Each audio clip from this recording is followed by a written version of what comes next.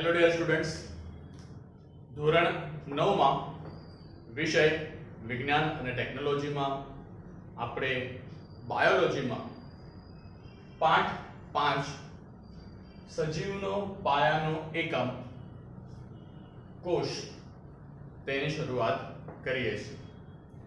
વિદ્યાર્થી મિત્રો, તમે પ્રાથમિક ધોરણોમાં કોષ વિશે પાયાની સમજ મેળવેલી છે।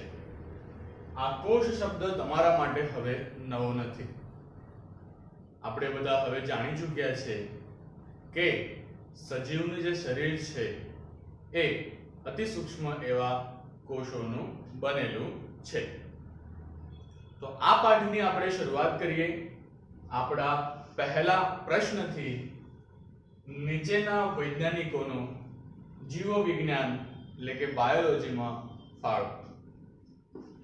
વિદ્યાર્થી મિત્રો, વિજ્ઞાનની જે મુખ્ય ત્રણ શાખાઓ છે રસાયણ વિજ્ઞાન, ભૌતિક વિજ્ઞાન અને જીવવિજ્ઞાન, એ પૈકી આપણે જીવવિજ્ઞાનમાં વૈજ્ઞાનિકોનો ફાળો ચકાસવા જઈ રહ્યા છે। વિદ્યાર્થી મિત્રો, જીવવિજ્ઞાનમાં ઘણા બધા વૈજ્ઞાનિકોનો મહત્વનો ફાળો છે, પણ એમાંથી કેટલાક થોડા ચુનિંદા વૈજ્ઞાનિકો વિશે આપણે જાણકારી અહીં મેળવીશું। તો જોઈએ આપણે સૌથી પહેલા જીવવિજ્ઞાનના પિતા જેમને કહી શકાય અથવા આ વિષય જેમણે ઉઘડ્યો તેવા વૈજ્ઞાનિક રોબર્ટ હુક 1665ની સાલમાં એમણે આ અભ્યાસ વિશ્વ સમક્ષ મૂક્યો। રોબર્ટ હુકે જાતે સૂક્ષ્મદર્શક યંત્ર બનાવ્યું। સૂક્ષ્મદર્શક યંત્ર રોબર્ટ હુકે જાતે બનાવ્યું। આપણે જાણીએ છીએ કે કોઈ પણ બારીક વસ્તુને વધુ સ્પષ્ટ અને મોટી જોવા માટે સૂક્ષ્મદર્શક યંત્રનો ઉપયોગ કરવામાં આવે છે। તો એમણે સાદું સૂક્ષ્મદર્શક યંત્ર, કારણ કે આ તો શરૂઆત હતી, તે પહેલા સૂક્ષ્મદર્શક યંત્ર હતા નહીં, તો સાદું સૂક્ષ્મદર્શક યંત્ર જાતે બનાવ્યું અને પછી એમણે શું કર્યું કે ઓક નામનું જે વૃક્ષ છે એ ઓક નામના વૃક્ષની છાલ લીધી, એ છાલને કવર સ્લિપમાં મૂકી। સૂક્ષ્મદર્શક યંત્રમાં કવર સ્લિપ હોય છે બેટા, કે જે કવર સ્લિપ સૂક્ષ્મદર્શક યંત્રમાં મૂકીને પછી એને ઝૂમ કરીને જોઈ શકાય।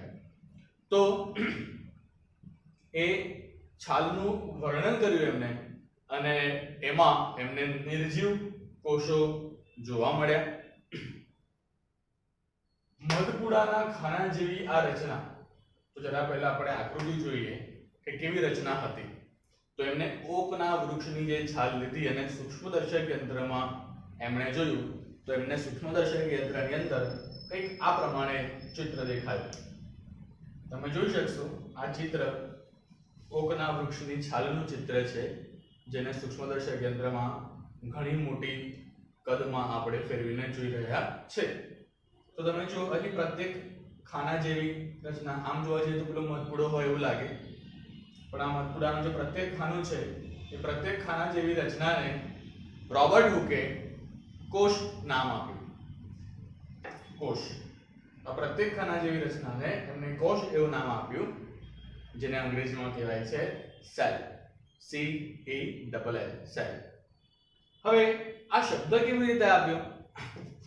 તો ભાઈ લેટિન ભાષાનો શબ્દ છે, લેટિન ભાષાનો શબ્દ છે સેલ્યુલા। સેલ્યુલા, સેલ્યુલા કે જેનો અર્થ થાય છે ઓરડા અથવા ખાના, એવો અર્થ થાય છે। રૂમ, ઓરડા અથવા ખાના એવો અર્થ થાય છે। અને આ મધપુડાના ખાના જેવી રચના માટે લેટિન ભાષાનો શબ્દ જે સેલ્યુલા છે એમાંથી સેલ શબ્દ ઉઠાવ્યો અને નામ આપ્યું સેલ, જેને આપણે ગુજરાતીમાં કોષ કહીએ છીએ। તો આ રીતે જીવવિજ્ઞાનના પ્રણેતા કહી શકાય રોબર્ટ હુકને। એમનો જીવવિજ્ઞાનમાં ખૂબ જ મોટો ફાળો કહી શકાય, કારણ કે એમના લીધે આ વિષયની વિગતે ચર્ચા થવા લાગી, અભ્યાસ અને સંશોધનો થવા લાગ્યા। રોબર્ટ હુક સમયગાળો 1665, જ્યારે એમણે આ વાત દુનિયા સમક્ષ મૂકી ત્યારે તેને બહુ ખાસ ગંભીરતાથી લેવામાં આવ્યું નહીં. એમની જે શોધ છે એનો મજાક પણ ઉડાવાયો. પણ આગળ જતા બીજા વૈજ્ઞાનિકોએ જેમ જેમ આ બાબતને ગંભીર લઈને અભ્યાસ શરૂ કર્યો, ખૂબ મોટી અને મહત્વની બાબતો જીવ વિજ્ઞાનની સામે આવવા લાગી અને પછીથી આ વિષય ઉપર કામ કરવાનું શ્રેય રોબર્ટ હુકને મળ્યું. ત્યાર પછી આપણા બીજા વૈજ્ઞાનિક છે લ્યુવેનહોક. લ્યુવેનહોક એમણે સંશોધન કર્યું 1674 ની સાલમાં. લ્યુવેનહોકે પણ જાતે સૂક્ષ્મદર્શક યંત્ર બનાવ્યું. અને આ સૂક્ષ્મદર્શક યંત્રમાં તેમણે બેક્ટેરિયા સહિત ઘણા સૂક્ષ્મ જીવોનો અભ્યાસ કર્યો. તો ભાઈ રોબર્ટ હુકે નિર્જીવ કોષોનો અભ્યાસ કર્યો હતો, એટલે લ્યુવેનહોકે સજીવ કોષનો અભ્યાસ કર્યો. એમણે બેક્ટેરિયા અને સૂક્ષ્મજીવ, બેક્ટેરિયા અને સૂક્ષ્મજીવ એ એકકોષી સજીવ છે અને આમનું સૂક્ષ્મ નિરીક્ષણ કરીને એ કોષની અંદર કોષ કેન્દ્ર જેવી રચના છે એવું આમણે નિરીક્ષણ કર્યું. લ્યુવેનહોકે કોષની અંદર, આપણે જો આ આકૃતિમાં દરેક ખાના જેવી રચનામાં વચ્ચે ડોટ કરી છે ને, વચ્ચે ટપકું મૂક્યું છે ને, હા, એ ટપકું એ કોષનું કેન્દ્ર એટલે કે કોષ કેન્દ્ર છે. એવું લ્યુવેનહોકે સજીવ કોષોના અભ્યાસથી કીધું કે કોષની વચ્ચે હવે કે કોષ કેન્દ્ર જેવી રચના છે. એમણે માત્ર નિરીક્ષણ કર્યું છે, વર્ણન કર્યું નથી. એમણે નિરીક્ષણ કર્યું કે આવી રચના છે, પણ એ રચના વિગતે શું છે એના વિશે એમણે કઈ વાત કરી નથી. ત્યાર પછી આપણા ત્રીજા વૈજ્ઞાનિક રોબર્ટ હુક 1831 ની સાલમાં રોબર્ટ હુકે વનસ્પતિ કોષમાં લાક્ષણિક ગોળાકાર કાયને કોષ કેન્દ્ર એવું નામ આપ્યું. ચલો, તો અહીં પ્રાણી કોષનો અભ્યાસ થયો, અહીં વનસ્પતિ કોષનો અભ્યાસ થયો. એટલે વનસ્પતિ હોય કે પ્રાણી હોય, એમના પાયામાં કોષ છે એવું અહીં આપણને ખ્યાલ આવે. તો પ્રાણી કોષના કોષ કેન્દ્રનું વર્ણન લ્યુવેનહોકે કર્યું. વનસ્પતિ કોષમાં વચ્ચે ગોળાકાર કાય જેવી રચના જે છે તેને કોષ કેન્દ્ર તરીકે રોબર્ટ બ્રાઉને વર્ણન કર્યું. હવે પછીના વૈજ્ઞાનિક પરકિન્સે 1839 ની સાલમાં એમણે પોતાનો આ અભ્યાસ મૂક્યો. કોષમાં રહેલા જીવંત પ્રવાહીને એમણે કોષનું નિરીક્ષણ કર્યું. તો એમને ખબર પડી કે કોષની અંદર કંઈક પ્રવાહી છે અને આ પ્રવાહી એ કોષને જીવંત રાખે છે. એટલે એ જીવંત પ્રવાહીને એમણે પ્રોટોપ્લાઝ્મા એવું નામ આપ્યું, જેને જીવરસ, અને આપણે ઓળખીએ છીએ કોષમાં રહેલો રસ એટલે કે કોષરસ. કોષ કેન્દ્ર અને કોષરસ સ્તરની વચ્ચેના વિભાગમાં જે હોય છે તે જીવરસ એટલે કે કોષરસ. ત્યાર પછીના આપણા વૈજ્ઞાનિક છે સ્લેડન અને શોન.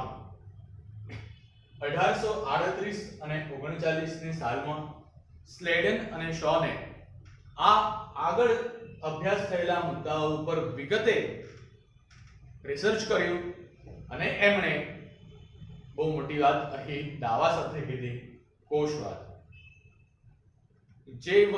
જે બાબત અપ્રત્યક્ષ રીતે રોબર્ટ હુક કહી રહ્યા હતા તેને ચોક્કસ અભ્યાસ, માહિતી અને પુરાવા સાથે સ્લેડન શોને રજૂ કર્યું કોષવાદ તરીકે.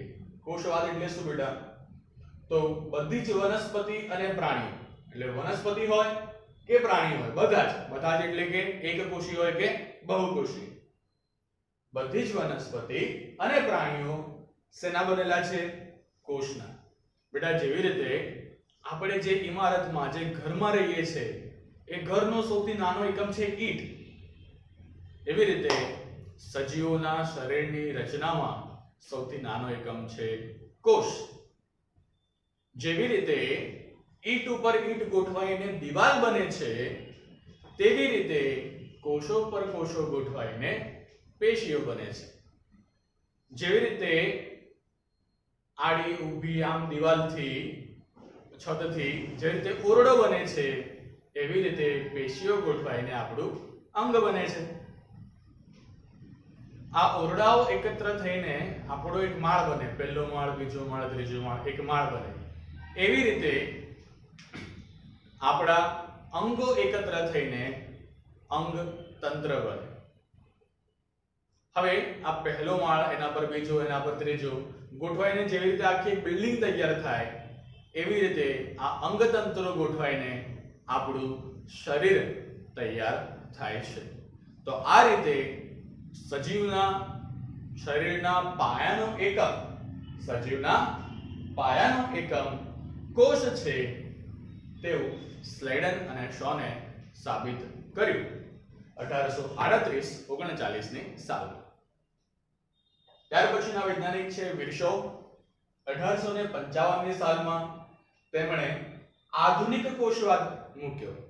સ્લેડન અને શોન કરતા એક સ્ટેપ આગળ ગયા, પણ આમણે મૂકેલો આધુનિક કોષવાદ ખૂબ જ મહત્વનો હતો. શા માટે? એમણે શું કીધું? વિર્શો શું કહે છે કે ભાઈ સ્લેડન અને શોનની વાત સાચી કે સજીવના પાયાનો એકમ કોષ, બરાબર છે, અને કોષ એ જીવંત ઘટક છે. કોષ શું છે? જીવંત ઘટક. કેમ? પરકીંજે કીધું ને કે તેમાં જીવંત પ્રવાહી છે, જીવરસ, અને આપણે પણ સજીવ છે. આપણે કોષોથી બનેલા છે અને આપણે સજીવ છે, જીવંત છે.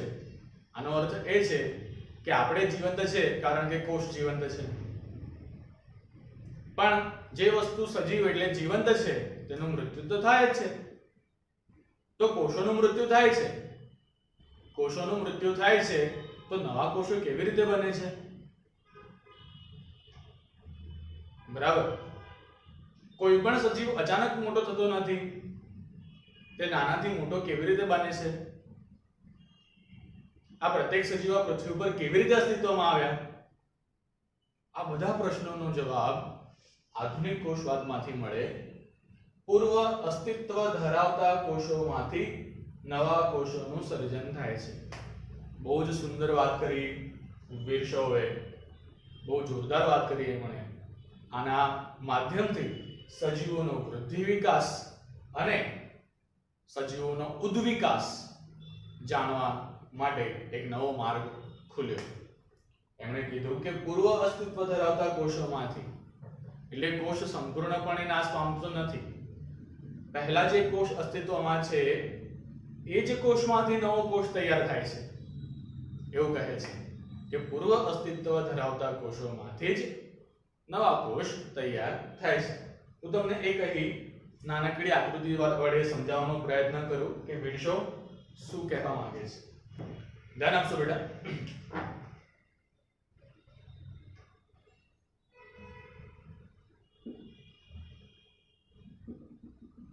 ધારો કે આ એક કોષ છે.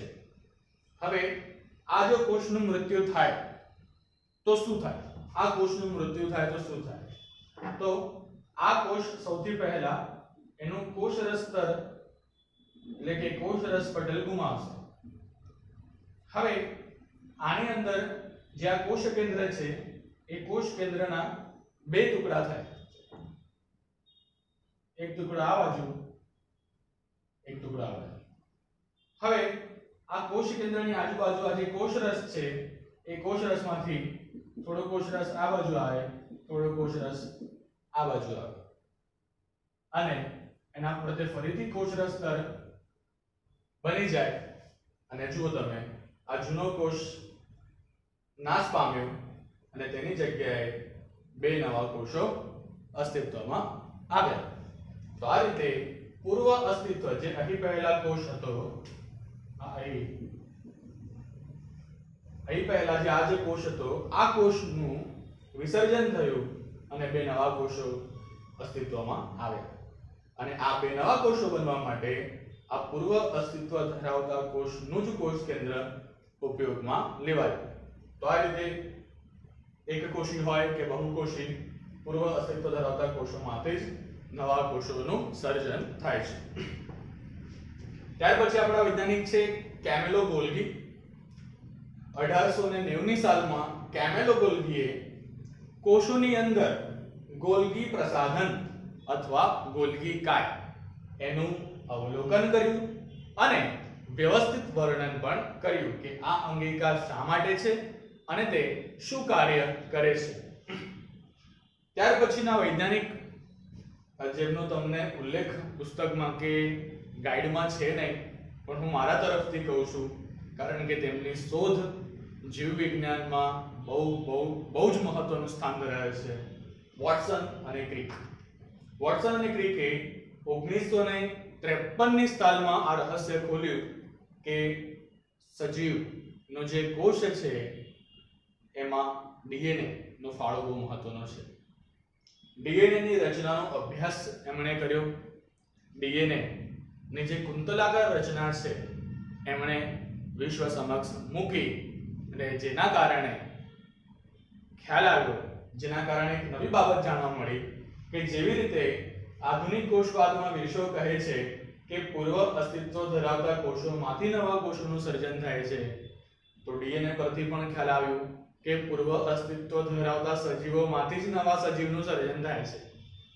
પૃથ્વી ઉપર કોઈ પણ સજીવ ચમત્કારિક રીતે પ્રગટ્યા નથી, પરંતુ તેઓ ઉદ્વિકાસ પામીને ભિન્નતાઓ ધારણ કરીને એ નવી જાતિઓમાં વિસ્તૃત થયા છે. એ આના ઉપરથી ખ્યાલ આવે. આનુવંશિકતાનો અભ્યાસ અને ઉદ્વિકાસનો અભ્યાસ આ શોધના કારણે શક્ય બન્યો અને આપણને માનવ ઇતિહાસ કે સજીવ સૃષ્ટિ પરનો ઇતિહાસ જાણવા માટેની તકો આમની શોધ દ્વારા પ્રાપ્ત થઈ. તો આ છે કેટલાક ચુનિંદા અને મહત્વના આપણા વૈજ્ઞાનિકો. રોબર્ટ હુક નિર્જીવ કોષોનું વર્ણન કર્યું, એમણે જોયા અને કોષ એવો નામ આપ્યો. શરૂઆત રોબર્ટ હુકે કરી. લિવેનહોક જાતે સૂક્ષ્મદર્શક યંત્ર બનાવ્યું, કોષ કેન્દ્રનું નિરીક્ષણ કર્યું. રોબર્ટ બ્રાઉન વનસ્પતિ કોષમાં કોષ કેન્દ્રનું વર્ણન કર્યું.